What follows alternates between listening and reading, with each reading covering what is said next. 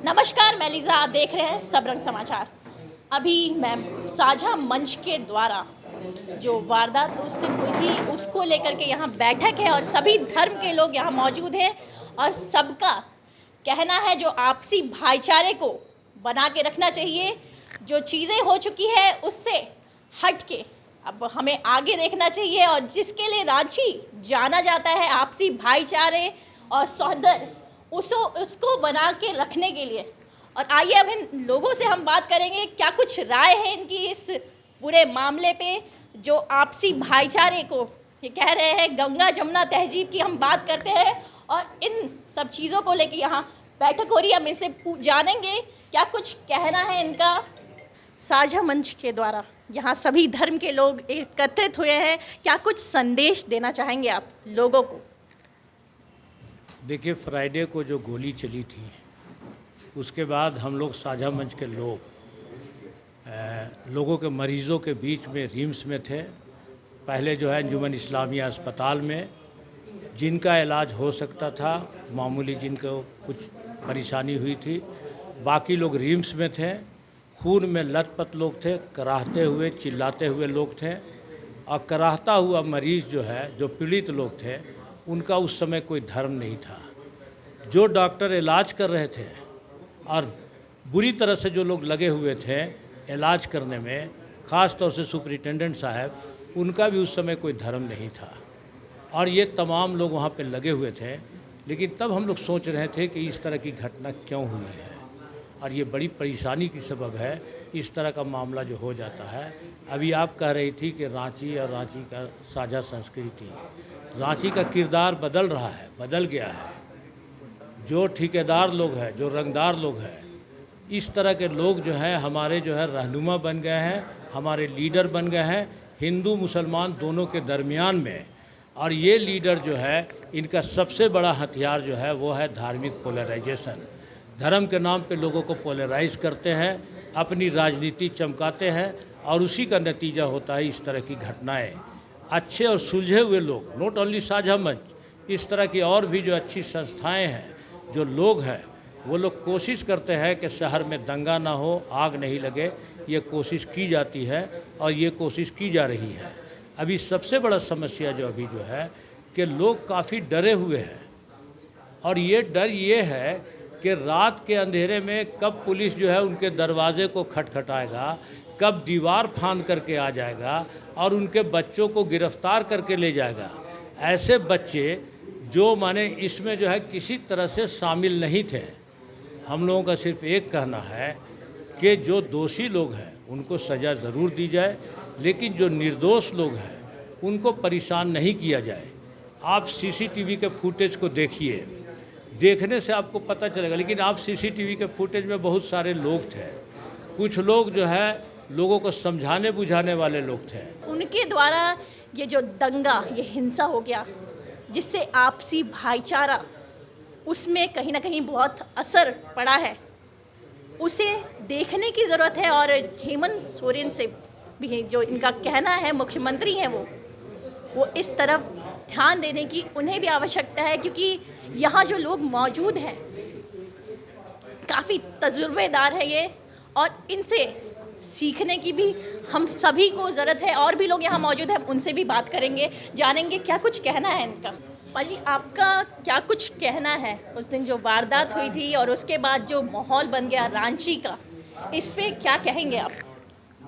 सबसे पहले तो मैं कहना चाहूँगा कि जो घटना शुक्रवार को हुई वो रांची के लिए दुर्भाग्यपूर्ण है, रांची के लिए कलंक है।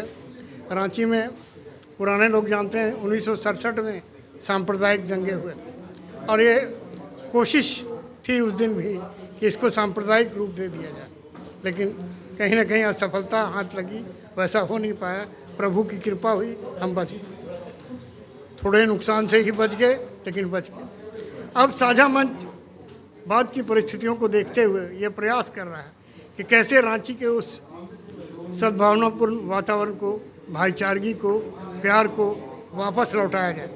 और इसके लिए हम बराबर बैठकें कर रहे हैं। कल हमने रांची के सीनियर एसपी साहब से भी भेंट की और उनसे आग्रह किया, जिस बात को आम कहा जा रहा है कि दोषी लोगों को या जिनका फुटेज में अहम रोल दिख रहा है वैसे लोगों के खिलाफ कार्रवाई की जाए। लेकिन जो निर्दोष हैं उनको ये भय नहीं होना चाहिए। निर्दोष से भी हम अपील कर रहे हैं कि साझा मंच आपके साथ है, निर्भीक रहें, डरे नहीं, है ना। क्योंकि हमारे गुरु तेग बहादुर ने एक बात कही है कि भय काहू को देत नहीं, ना भय मानत आन। भय किसी को देना नहीं है और किसी के भय को बर्दाश्त भी नहीं करना है। वो स्पिरिट आनी चाहिए और निश्चित तौर पर माहौल धीरे धीरे ठीक होगा। सबका प्रयास, साझा प्रयास होगा। ये तो साझा मंच ही है, लेकिन बाकी लोगों को भी अपनी नैतिक जिम्मेदारियों का निर्वाह करना होगा, क्योंकि शहर हम सब का है, किसी एक समुदाय का नहीं है। उस शहर को बचाना है और उसको बचाने के लिए हमने अपनी फैक्ट फाइंडिंग टीम भी बनाई है जो तथ्य तक पहुंच रही है। सूक्ष्म अनुसंधान हम भी कर रहे हैं और अपनी रिपोर्ट हम भी डीआईजी को भी देंगे और कोशिश की जा रही है कि हमारा डेलीगेशन मुख्यमंत्री से भी मिले, ताकि जिस भी ढंग से जल्द प्रयास किए जाएंगे कि शहर के वातावरण को फिर तनाव मुक्त कर दिया जाए, सौहार्दपूर्ण ढंग से जैसे लोग पहले रहते थे वैसे रहे। यही है। आपने सुना किस प्रकार इनका कहना है कि अपनी एकता को बनाए रखना है और सभी लोगों को अपनी जो नैतिक जिम्मेदारियां हैं उसे पूरा करना है, बढ़ चढ़ के इसमें भागीदारी लेनी चाहिए। और भी लोग मौजूद हैं, हम उनसे भी बात करेंगे, जानेंगे उनकी क्या राय है। यहाँ बहुत ही लोग जो है अच्छे से अपने विचारों को रख रहे हैं, लोगों के सामने अपील कर रहे हैं उनसे। आपका क्या विचार है? आपके जो विचार हैं, क्या कुछ विचार हैं उस दिन जैसे हिंसा हुई थी उसके बाद आप यहाँ एकत्रित हुए हैं सभी, और सबकी अपील है कि अपनी एकता को, अपने भाईचारे को बना के रखना है, तो क्या कुछ कहेंगे इस पर? देखिए, ये साझा मंच झारखंड जिसको हम लोग समझ के नामकरण किए हैं, तो समझ एक तरह से पूरे समाज के एक एक लोगों के बीच में उनके विचार दूषित हो रहे हैं, उनकी समझ जो है ना यानी वो प्रदूषित होता जा रहा है। और इस समझ को ही एक तरह से और तंदुरुस्त करने के लिए जो खास करके देश के और झारखंड की जो साझी विरासत की जो एक लंबी परंपरा है उसको समाज में जिंदा रखने के लिए, बहाल करने के लिए एक प्रयास जारी है। आज अभी हाल के समय में हम लोगों ने देखा कि रांची को जिस तरह से अशांत करने की कोशिश हुई, तो हम और आप सभी लोग देख रहे हैं कि ये कोई नए प्रयास नहीं थे, ये लंबे समय से चलता आ रहा है।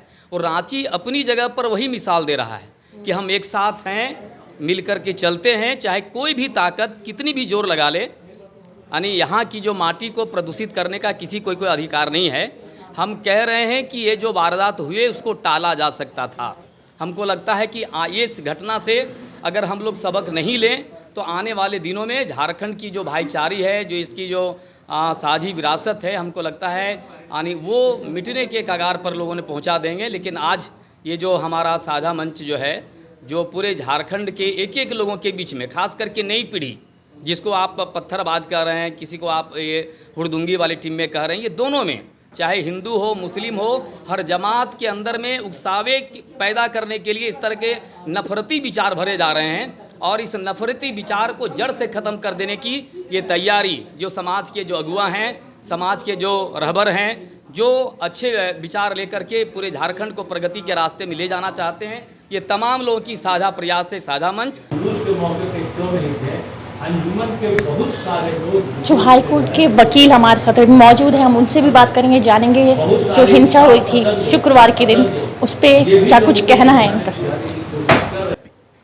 अधिवक्ता वर्ग 10 तारीख के हुए अप्रत्याशित घटना का से बहुत स्तब्ध है और इसके विरोध में हम लोग हैं कि ऐसी घटना रांची शहर के अंदर जो अमन पसंद लोग रहते हैं, जो न्यायपालिका का सूबाई स्तर पर जो ये केंद्र है वहाँ पर इस तरह से प्रभावित किया गया है, या कहीं ना कहीं एक सोची समझी साजिश समझ में आता है, या कहीं से भी ये प्रायोजित गैर कानूनी लक्ष्य को प्राप्त करने के लिए किया गया है। जहाँ तक कि इस घटना की बात है, तो जो बंदी का आह्वान किया गया और इसके ऊपर जो सोशल साइट में जो मैसेज चला है उसके ऊपर स्थानीय प्रशासन और साइबर एक्ट के तहत कोई कार्रवाई नहीं हुई है, जो इस बात को चिन्हित करता है कि एक्सपेक्टेड इन्वेस्टिगेशन इसमें नहीं हो पा रहा है। इसलिए इसमें साइबर एक्ट में जितने भी इनपुट मिलते हैं पुलिस प्रशासन को, उसको कलेक्ट करके, उसका एविडेंस कलेक्ट करके साइबर एक्ट के तहत वे लोग के खिलाफ जो इसमें शामिल हैं डायरेक्टली और रिमोटली, उनके ऊपर कानूनी कार्रवाई के, ताकि मुल्क, देश और राज्य के अंदर शांति व्यवस्था कायम हो सके। जहाँ तक गिरफ्तारी की बात है, तो झारखंड में पिछली सरकार के समय में भी गांव के गांव को अभियुक्त बनाने की प्रक्रिया शुरू की गई, जो कहीं न कहीं लगता है कि तमाम लोग जो झुंड के हिस्सा थे, सबका जो आपराधिक सोच था कि हम इस तरह घटना करें, ऐसी बात नहीं लगता, मेनसरिया नहीं था। कुछ लोग के पास होगा तो सबसे पहले पुलिस को चाहिए कि जो संदिग्ध है, सस्पेक्ट है, उसके खिलाफ में एविडेंस कलेक्ट करे। इस एविडेंस कलेक्ट करके सिविल कोर्ट में जाए, चीफ मुख्य न्यायिक दंडाधिकारी के पास, उनको कहे कि ये फला आदमी के खिलाफ ये आपराधिक साक्ष्य है, इसको संदिग्ध अभियुक्त बनाया जाए।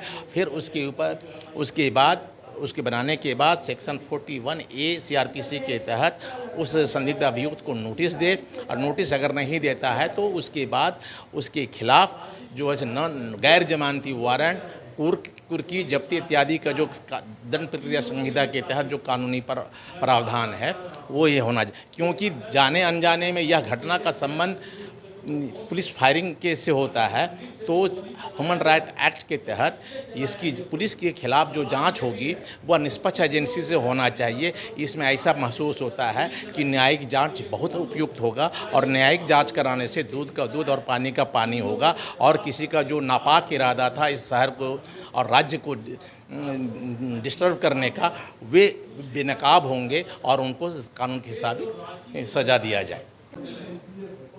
फादर, जो शुक्रवार की जो घटना थी उस पे आप क्या कुछ कहेंगे? क्योंकि हमें अगर देखा जाए तो हम सभी भारतवासी, और भारत में एकता अनेकता की बात की जाती है, एकता और अखंडता की बात की जाती है, तो इस पे क्या कुछ कहना चाहेंगे आप? शुक्रवार को जो घटना हुई है वो बिल्कुल निंदनीय घटना है, और वो अनफॉर्चुनेट बोलें, दुखद घटना है। क्योंकि झारखंड में और पूरे भारत में हम लोग अलग अलग विश्वास में या अलग अलग धर्म में विश्वास करने वाले, अलग अलग धर्म का आचरण करने वाले हैं। तो सब लोगों को एक साथ रहना चाहिए था और शांति पूर्वक जो भी करना है करना चाहिए था। और विशेष करके ये प्रशासन की ओर से जो कार्रवाई हुई, अचानक जो गोली चलाने का, उसके पहले जो प्रोसेस है जैसे लोगों को संभालने का, वो सब करना चाहिए था। बिल्कुल एक दुखद घटना है शुक्रवार को जो हुई है, वैसे नहीं होना चाहिए था। तो साझा मंच की ओर से हम लोगों का प्रयास रहेगा कि इस तरह का घटना का पुनः आवर्तन ना हो, हम लोग सब मिल कर के काम करें, और जो लोग डरे हुए हैं उनको आत्मविश्वास दें, उनका डर को दूर करने के लिए मिल के काम करें। और जो भी इसके पीछे, इस तरह के जो दंगा के पीछे जो साजिश हो या जो प्लानिंग है, जो भी इसका अगुवाई करने वाले हैं, उनको उन पर नज़र रखें और उनको चिन्हित करते हुए उनको उसमें जो दोषी है उनको बिल्कुल सज़ा दिलाया जाए।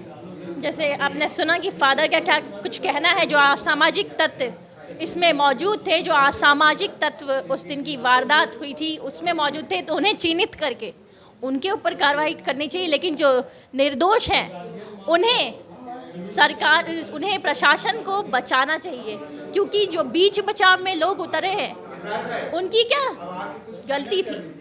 आखिर उनकी क्या गलती थी? इस चीज़ को प्रशासन को समझना चाहिए। यहाँ सभी लोग इसीलिए एकजुट हुए हैं ताकि जो रांची का माहौल है, उस दिन से लोग घबराए हुए थे, लोगों के मन में डर था, वो माहौल ठीक हो सके और पुराने तरीके से पुराना जो जीवन यापन लोगों के द्वारा हो रहा था रांची में, वो सारी चीज़ें रहे, शांति रहे, और गंगा जमुना तहजीब जो पूरे हिंदुस्तान की तहजीब है उसे बरकरार रख के आगे भी ऐसी चीज़ों से बचना चाहिए, ऐसी घटनाओं से बचना चाहिए लोगों को।